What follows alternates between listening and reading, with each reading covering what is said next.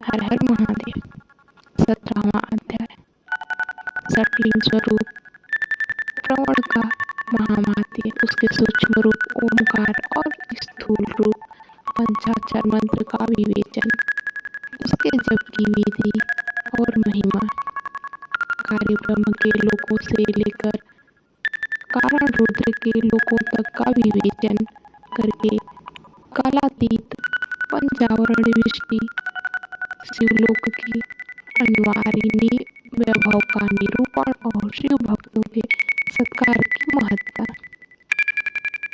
ऋषिगण बोले, हे महामुने, हे प्रभु, आप हमारे लिए क्रमशः षडलिंग स्वरूप प्रणव का महामात्य और शिव भक्त के पूजन की विधि बताइए।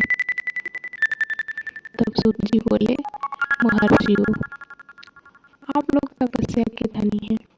आपने यह बड़ा सुंदर प्रश्न उपस्थित किया है, लेकिन इसका ठीक ठीक उत्तर महादेव जी ही जानते हैं, दूसरा कोई नहीं।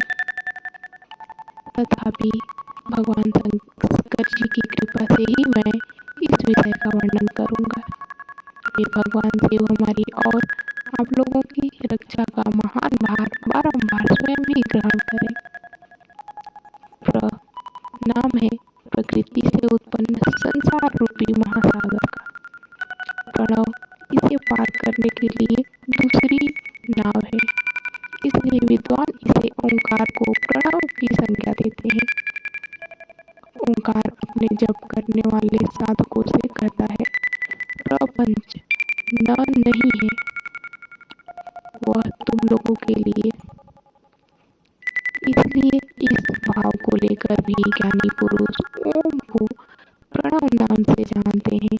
इसका दूसरा भाव यह है, प्रकर्षण न नयते वह युष्मान मोक्षम इति वा प्रणव। इसका अर्थ है, यह तुम सब उपासकों को बलपूर्वक मोक्ष तक पहुंचा देगा। अभिप्राय भी इसे ऋषि मुनि प्रणव कहते हैं।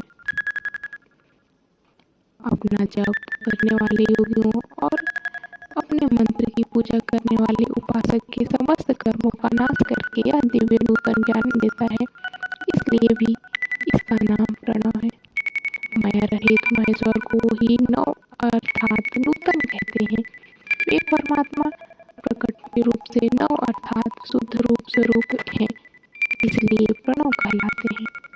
प्रणव साधकों को नव अर्थात नवीन कर देता है, इसलिए भी विद्वान पुरुष इसे प्रणव कहते हैं। यह प्रकृष्ट रूप से नव दिव्य परमात्मा ज्ञान प्रकट करता है, इसलिए वह प्रणव कहा गया है। प्रणव के दो भेद बताए गए हैं, स्थूल और सूक्ष्म। एक अक्षर रूप जो ओम है उसे सूक्ष्म जानना चाहिए, और नमः शिवाय इस 5 अक्षरों वाले मंत्र को स्थूल समझना चाहिए। जिसमें 5 अक्षर व्यक्त नहीं है वह सूक्ष्म है, और जिसमें 5 अक्षर सुस्पष्ट रूप से व्यक्त है वह स्थूल है। जीव मन मुक्त पुरुष के लिए सूक्ष्म जीव के जप का विधान है, वही उसके लिए समस्त साधनों का सार है। यद्यपि जीवन मुक्त के लिए किसी साधन की आवश्यकता नहीं है, वह अपनी देह का विलय होते तक सूक्ष्म प्रणव मंत्र का जाप और उसके अर्थभूत परमात्मा तत्व का अनुसंधान करता रहता है। जब शरीर नष्ट हो जाता है तब वह पूर्ण स्वरूप ब्रह्म स्वरूप शिव को प्राप्त कर लेता है, यह सुनिश्चित है। हर हर महादेव।